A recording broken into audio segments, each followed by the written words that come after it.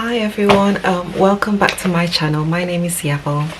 Before we start today's topic, I'm just going to show you guys my quick outfit here because I want to. Hold on. Outfit check, outfit check. If you can see it, if you can't see it, just go on my the other platform. So outfit check, outfit check, outfit check, outfit check.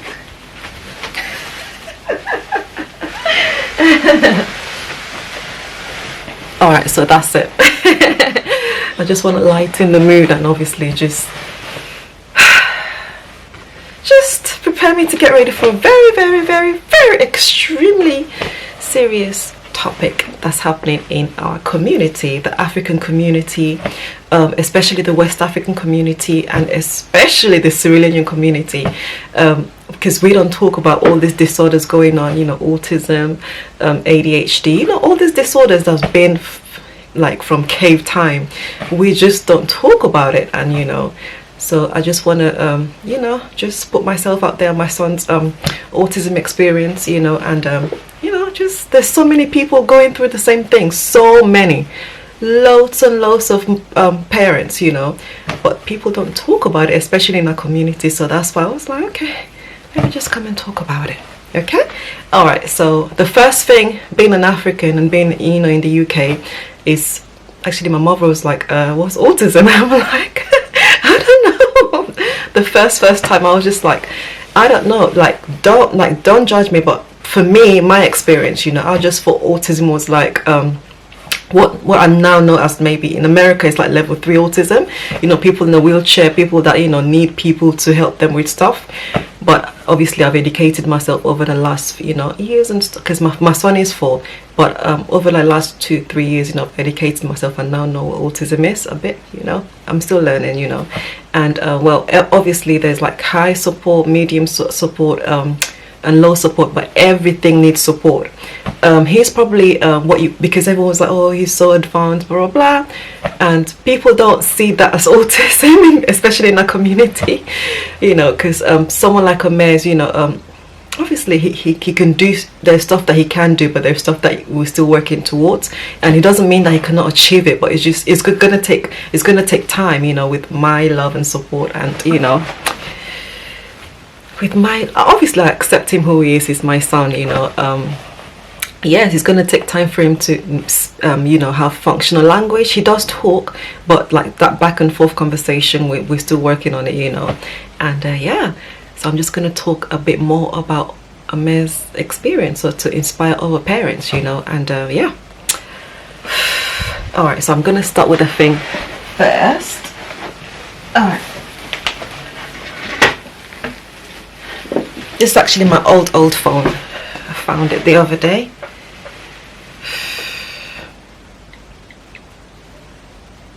Alright, so by the NHS website, what is autism?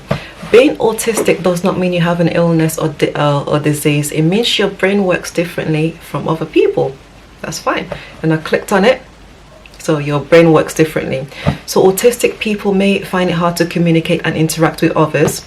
They may find it hard to understand how others people think and feel, and they may find like bright lights and loud noises overwhelming, stressful and uncomfortable, and get anxious or upset about unfamiliar situation or social event, and take longer to understand information and do and think the same things over and over again. And all of the things above my son does, you know. He is 4 but obviously he can say like 2-3 words, you know, communicate his needs and stuff like that, but to have the back and like functional language, like back and forth conversation, we're still working towards that.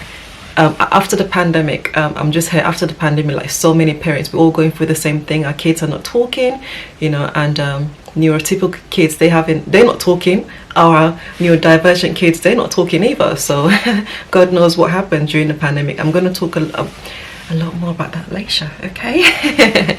All right, so yeah, so Amer is a very extremely lovely boy.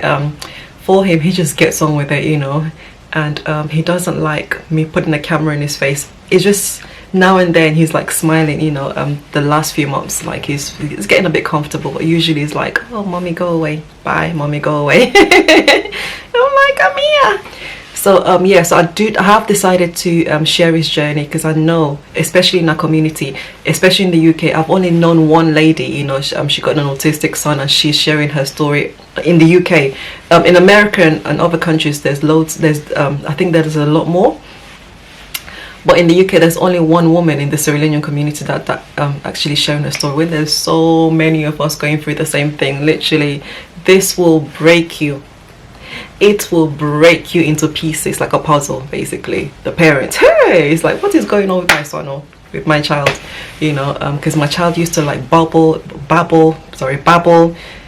do things, communicate. Like when he was younger, like just before he was like, he used to interact with me a bit more, and then all of a sudden it's like, stop. All of a sudden it's just like, where did my child go? And over like since he was 1 to 3, when I tell you,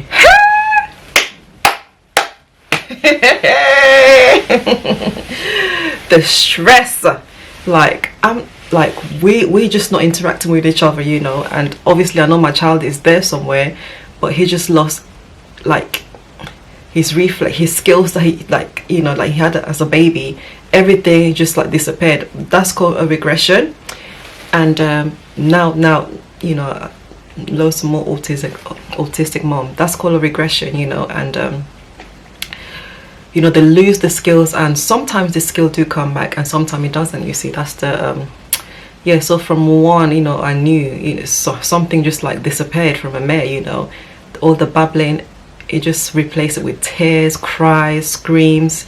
Everything is like the world got scary for him. Basically, the world got extremely scary for him. We used to go to like supermarket. He will in his pushchair, his pushchair, and as soon as we changed direction, oh my God, World War III, Spider-Man, World War III, the screams. I'm like, oh man, please. And when he started walking a bit more, we used to go to there's a big Tesco down the road, and as soon as we go in there, now I know what it's called. It's called what's it called?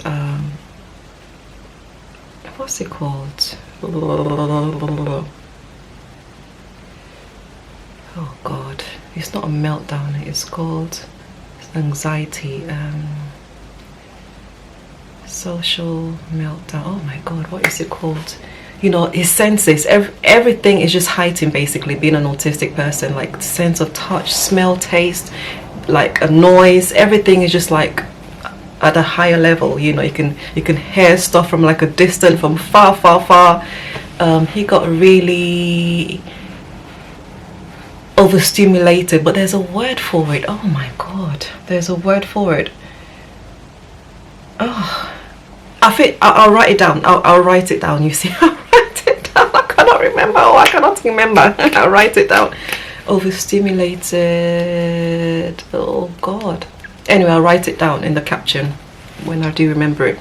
But you know what I'm talking about. When they get really overstimulated, and they have like a meltdown on the floor, and then people keep looking and what is wrong with this child, and I'm like, mind your business, this is my child, and he used to go on the floor and just calm himself, and yeah, so all of that emotions, actually, because I traveled with them when he was younger, when he was 2, like to go to America and to Sierra Leone, but that was fine, going back and forth in America. It was a direct flight, so that was fine, just like back and forth, and he was younger then, so, but coming from Sierra Leone, going to, because he was in the morning, it was fine, but coming from Sierra Leone, because the flight was delayed for nearly like 3 hours, and he wanted to sleep. When I tell you that flight, man, my child keeps screaming.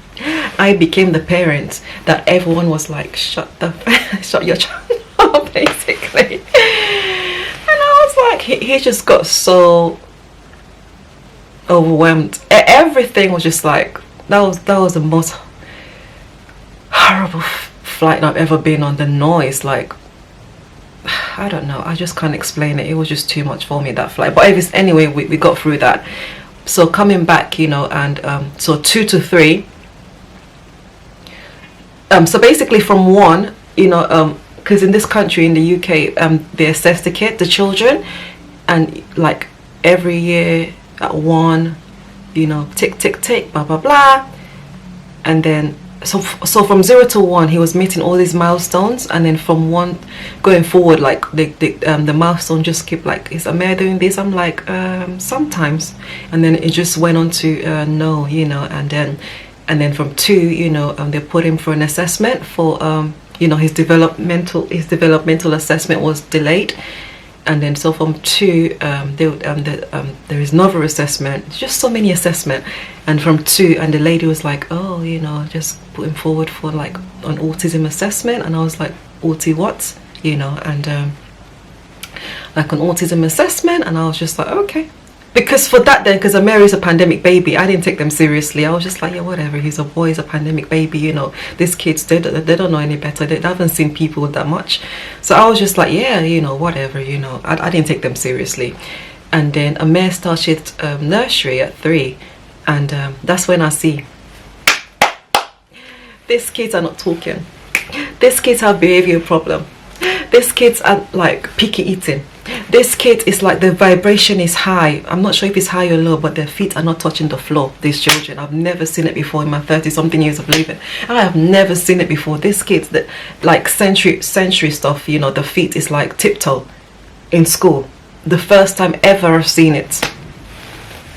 It's like the neurotypical kids, they're having difficulties. The neurodivergent kids are having like difficulties, but no one's talking about it. Because I thought it was only me. But so after the pandemic, it's not only you. It's not only me and you. Hey, so many of these kids. So many of these kids. It's like, what's wrong with the vibration? It's about no one's talking about it, you know. And yeah, so with a me, and again, I don't know, but it's just, yeah, he got diagnosed recently, actually at 4, and so on the day of the diagnosis, I thought I was going to be a drama queen. I thought, you know, because for me, I'd rather him have a diagnosis than no diagnosis, you know, because something, obviously my child is 4, he's not talking, we're not having that conversation. He's extremely smart, he's extremely clever, you know, and but you know, his development is quite obviously quite a bit slower than, you know, his age group. But yeah, so I didn't cry. I was just like, okay, that's fine. So now you're gonna get the help, right? So I just took him to the museum, you know, because he loves like transport and stuff like that. Yeah, so from that on, you know, they give you loads and loads of papers from the diagnosis, you know, like scan something for you to get parenting classes. And I scanned the code, and he's like, it's not working. I was like, well, what is this? Why are you giving me loads of papers and shit and stuff? Sorry, and stuff. Mind my French, sorry. And stuff. And because you think after the diagnosis there's going to be loads and loads of help, but there isn't. You're on your own. You are on your own. But the truth is, you know, there's loads of people going through the same thing, because no one's talking about it. It's not real. If it's not real, it's not happening, basically. So that's why I put myself forward to talk about my journey, just to inspire other people going through the same thing, or you know someone. Because after the pandemic, everyone knows someone that child have behavior problems. They're not talking, they're not developed, there's got developmental delays. So there's loads of us in the same boat, but because no one's talking, it's everyone's just like, anyway. Anywho, so all right, so after what happened afterwards, yeah, so but if you're going through the same thing, you know, Amir's journey, you know, the child is like 2, 3, you know, the developmental is slow.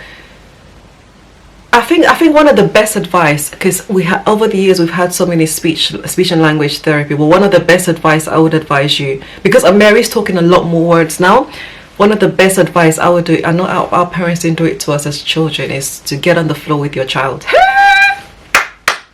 Like at first, when I done, you know, I got on his level on the floor, on the carpet, he's like, "Mommy, go away." He's like, "What are you doing?" You want to build something called blah blah blah, back and forth interest, you know, for them to because with autistic kids, they learn differently. Like Omer is the smartest 4-year-old I know. He knows what's going on, but he just cannot process it, the same way as a neurotypical child. And yeah, so, and again, I've done a course, I've done so many courses, but the more specific course I've done was one like with the NHS, the one specific to like kids with learning with autism, with like autistic kids. I think yeah, it was like an online course, but that was the most thing that helped me a lot with the med, for the interaction to go back and forth. And yeah, so done loads of courses, but this journey is extremely lonely. It is extremely lonely. It will break you and make you, and you will question yourself. Be like, hey, what happened to my child? My child was babbling now. Child was giving me eye contact. What's happening? Where is my child? Like literally your head will just be like, oh, what happened? So African parents, I am urging you, because there is a stigma about your child being diagnosed. For me, I had to get over the stigma, because for me, my child does need help, and even when you do get the help, you have to fight to. You have to fight to. Occupational therapy, I'm still going through the fight. EHCP, I'm still going through the fight. And the school my child goes to now, I am still going through the fight, because they want to shut the school down. It's a mainstream school with but it's got a hub that supports kids with additional needs. And after the pandemic, like most of these kids got additional needs somewhere, and they want to shut it down. I am still fighting. When I tell you, you have to fight, it's not even like a fight. You have to fight like a tiger, like a lion. You have to fight for your child, for your child to be in the right educational setting. Because if your child is not in the right educational setting, these children, neurodivergent children as it's called, they learn differently. Smart as hell. Smart as hell. Smart. But the way of learning is so different, and yeah, so okay, let me go back. It's so different, and I have to, and with him, he had he's got like loads of sensory issues, like the senses is like, like when it comes to like touch, taste, feel, and can't remember the others. He can hear, the one thing he loves to do is, he usually do most weeks, is when the bin truck comes, he can hear the bin truck from far. And with him as well, he's like, we're going through a phase called echolalia. Basically, when he says something, I have to repeat after him. I have to repeat it, or else he'll continue to say it until I repeat it. That's when he'll be like, oh man, like everything is like, mommy, bin truck, hold my hands, pick me up. And he needs to go and stim there as well, But with stimming as well, when your child stim, when they're shaking, when they're repeating, blah blah. And so annoying sometimes that it's a get is for you to see your child in that state. I don't stop it. That's how he regulates his body, but I don't stop it. You'd be like, oh, what's happening? Even echolalia, when he wants me to repeat everything he says, that's a form of stimming as well. Stimming is like when it's like a repetitive behavior, basically. Yeah. So I don't stop it. I don't be like, oh, for me, he's a pacer, like Spider-Man. Bam, bam, bam, bam, bam. He's a pacer, but I don't stop him. And yeah, so African parents, please, especially in the West African community, this journey, brace yourself. Mike Tyson fights. You have to fight the locum council. You have to fight what's it called, EHCP, because like there's like an 80% rejection.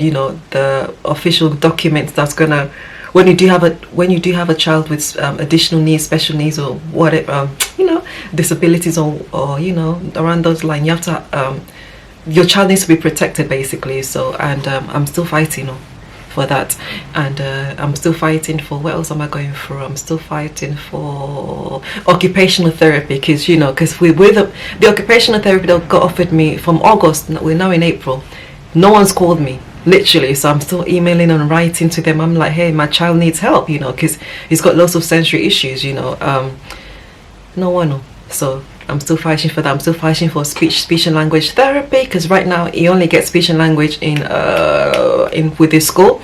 So I'm still, he's going to be 5 soon, because with the NHS, I think most of them get discharged when they're 5, and I'm like, hello, my child's, you know, we're not having back and forth conversation. I still need help for that, so I'm still fighting for that. So what else am I fighting for? I'm fighting for the school, you know, the government. It's like they don't take our children seriously. They don't. It's like they expect good, smart things, you know, because these kids are quite clever and smart, you know. They want the kids with the good grades, but these kids come with sensory issues, you know, and they don't take them seriously. So even the teachers, you know, not all of them, but some teachers, that's when I tell you, your child needs to be in the right educational setting, the right place with teachers that's going to support them and love them and praise them and give them, you know, genuinely love them and praise them, and, you know, just someone that's going to encourage them and believe in them. They need to be in the right educational setting. Oh, hey, because in the wrong setting,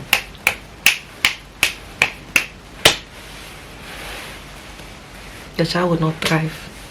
Your child will not thrive. And you have to believe your child will not thrive, or it will not thrive. You see, thrive. Sorry, my African accent is coming out. They will not thrive. Oh. They will not thrive in the wrong setting. And because, you know, in the wrong setting, they can intimidate your child. They can make the child believe, you know, they're worthless, they're just slow, you know. And some teachers are bad, really bad, you know, to intimidate these children. So it has to be in the right setting and with the right people at the right time. So currently, yes, my child is currently in the right setting, but I'm just fighting for that not to shut down. And what else with the mayor? The mayor is he's very funny, extremely funny. He loves structure, you know. He loves to wear his long sleeve. He's very detailed. That's why I keep asking how many like designers are autistic, because he is very detailed. He notices everything. And he's like the master of mind your business. Like if something doesn't interest him, it doesn't interest him. I can't force him over. It's like, no. It's like, okay. He's like the master of mind your business. So mind your business. What else can I tell you guys? But this journey, African parents, this journey will break you, but it will make you to the strongest version of yourself, the strongest version, you know. And I have met African, you know, I've gone for all these coffee meetings and stuff. I met other parents, you know, dads cry, you know, and thinking about it, you know, their children were talking and everything just stopped, and they're just extremely emotional, you know. They're crying like, where did my child go, you know, and they cannot connect with their children, with his child, sorry. They cannot connect with his child, and he was just like, what happened, basically. And yeah, we're all going through the same journey. Autism, autistic, ADHD. It's like these kids are different. It's like, what happened? It's like this kid. It's like there's always been autism. That's what you have to realize. You know, we all got that auntie that's like, you know, that auntie and uncle that's, you know, does do stuff, but we didn't have a name for it. You know, it's only that when we came to this country, I know there's, you know, they might be. Or even me, sometimes I'm like, I might be there too, you know. But right now it's like, but right now what we're seeing with autism and stuff like that is like, it seems like, what's it called? It seems like with these children, God knows what happened. It might be environmental. It might be loads of toxin. Don't quote me on this. You know, God knows what happened. It seems like our children, you know, neurodivergent, the symptoms are just getting worse in them, you know. Because for me, because with the mayor as well, you know, I keep like, because I was thinking, because for me, I am not neurotypical. I'm sorry, have you seen my work? I am nowhere near the typical. I'm like, I'm too fabulous. I'm sorry, I'm too fabulous to be typical. I'm joking. All right. So because for me, I was thinking, if I was born now like the same, you know, with the mayor during the pandemic, most likely I would have had a speech delay, you know, have all this developmental problem myself. So what's happening to these children is like every single one, the parents, every single one is going through some kind of the neurotypical thing. Children, the same thing. They're not talking. I mean, they pick up later on. But in your divergent children is even worse, you know. And so God knows what's happening. So, but for us as parents, before I'm anyone's friend or anything else, I am a mare's mother, you see. So for me, a label doesn't change. It doesn't change how much I love and care about him, you know. I love him even more. Like, you know, the kind of love that you're gonna love this child, that your special child. Hey. So when he does something, I'm like, yes, yes. I'm like shouting my roof, the head of, what's it called? I'm shouting through the roof. I'm like, well done. He's like, yeah. Yeah, so this journey is not easy. And just to wrap up everything that I'm saying now, if you come to the end of this, you know, love your child, accept who they are. It's hard because they've got all these sensory issues, and you know, and because autism is like the autistic experience is different from everyone else. Some people have low support needs children, higher support needs children, you know, and it's not easy. But as parents, you know, mommy, daddy, grandma, my mother loves that child so much. She doesn't understand what's going on. She does not understand what's going on, but for her, she just, you know, that's my grandson, you know. She loved him regardless. Currently he's talking a lot more. So how do I support him? I support him through because for me, I don't sleep or I do all this research. I support him through exercise, and I give him loads of like juicing and stuff to support his digestion. And yeah, so when I went to the doctor, I'd be like, hey, my child is having this constipation, and they gave me loads and loads of sachets. But anywho, but right now I'm supporting his digestion through juicing fruit and vegetables, and yeah, so that's going on well. I'm gonna put that on my other socials so you guys can follow me there. And yeah, so I think for the best going forward, the best way now is just to go private. That's why you have to follow me on my socials, so and support me so I can support him. Yeah, yeah, to go private speech and language, to go private occupational therapy, and there's something called like what's it called, chiropractic, you know, to work on his reflexes, you know. They're still autistic, you know, but just to give them the best version of themselves, you know, as the mother, father, parents, guardian, you know. We have to love and support these children because they're here. They have been here, but now we're just saying kids, it looks like they're having more symptoms, but they've always been here, you see. So anyway, nothing's gonna stop me from I mean, I can't, you know, that child is mine basically. And another thing that everyone says, like, God gives his special people, God gives special children to special people. That's what, you know, I'm like, okay, God, sometimes I'm like, do you really trust me? Allah. Do you trust me? Yeah, so with the mayor, you know, I'm gonna be sharing. And again, this month of April, please, fathers, mothers, speak. All you have to speak, because if you don't talk, the person that's gonna feel the most effect is your child. So you have to speak up. Or hey, you'll think, you know, you're the one going through this, but you trust me, you are not alone. We are not alone. No one is alone. And I found peace, not peace, but I found solace in is it solace? Yeah, I found with strangers, you know, because I don't know personally anyone. Not now I do, but before that I didn't know anyone that was going through the same journey as me. But now I'll find people going through the same journey in strangers on the internet, you know. And yeah, so that's why I'm just like, let me just share my story. We're all in the same boat. And then yeah, so I hope this inspire you to love your child even more, and yeah, just for them to be the best version of themselves. And yeah, don't give up on your child. And I think that's it. And if you make it this far, support me so I can support him with the best. Okay, anyway, my name is Yabom again, and tata, bye bye. I mean, I'm laughing now, but I used to cry. I still do. I've cried more than 1, 2, 3, 4, 5, 6. I'm a crier basically. But anyway, may Allah see us through this journey, and thank you, bye bye.